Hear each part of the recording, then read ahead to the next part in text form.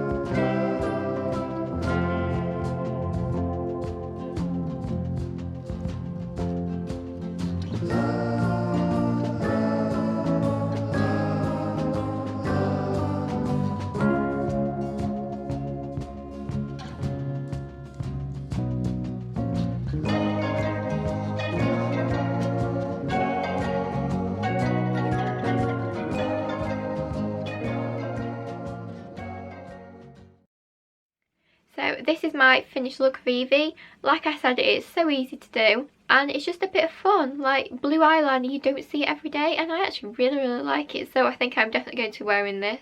So you have to let me know how you like this, and also what film or TV character I should do next. Please leave that in the comment below and I will make sure I put it in my book so I have a few more ideas.